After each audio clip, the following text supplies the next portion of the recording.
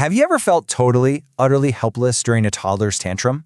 Well, this explainer is going to completely flip the script on everything you thought you knew about your child's nervous system.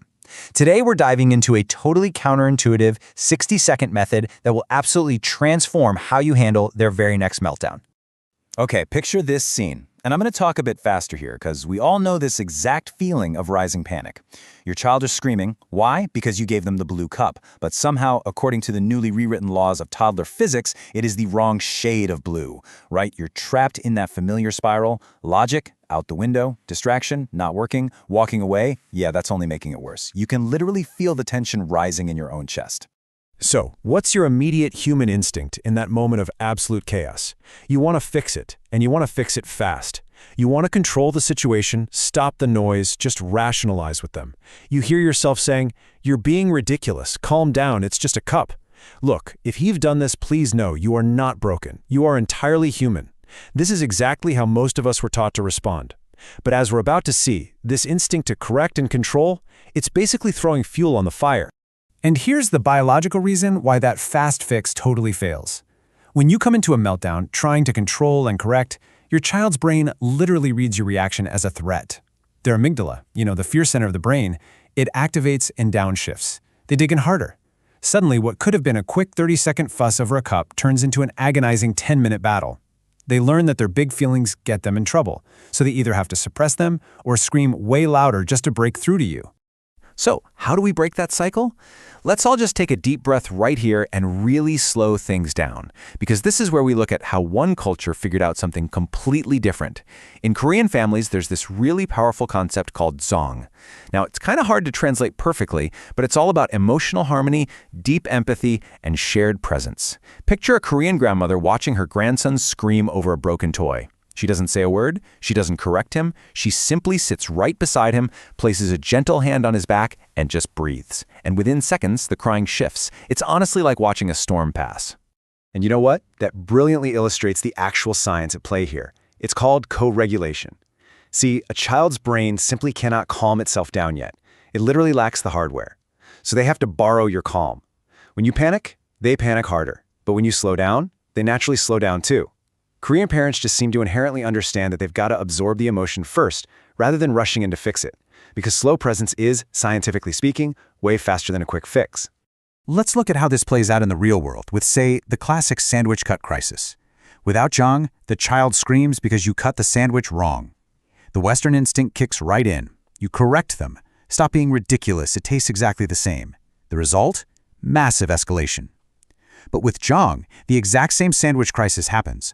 Only this time, you crouch down, you take a breath, and you offer a gentle presence. You say absolutely nothing, and you can literally watch the tension leave their little body as their shoulders drop. Section 1. The Jeong pause. 5 steps to calm in 60 seconds. Now, this method is going to feel totally counterintuitive at first. Every instinct in your body is going to scream at you to intervene and fix the problem. But here is the exact roadmap to de-escalate that meltdown. I want you to mentally count down the 60 seconds with me as we go through these 5 steps. I really want you to see just how incredibly fast this truly is in real time, all right? Ready? Let's start the clock. Step 1 takes about 10 seconds. The instant you see that meltdown coming, you do 3 things all at once. You take a real breath, you drop your shoulders, and you crouch down right to their eye level. Whatever you do, don't tower over them. When you meet them at eye level with lowered energy, your child's brain reads that specific combination and says, "Okay, I'm safe. This person isn't a threat." The fear center instantly downshifts.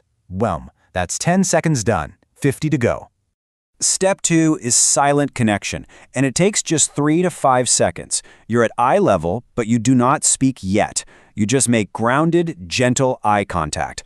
Let them see that you aren't angry. What's happening here is really profound. Your child's body is watching yours, and they are literally syncing their nervous system up with your breathing and your grounded presence. 45 seconds left.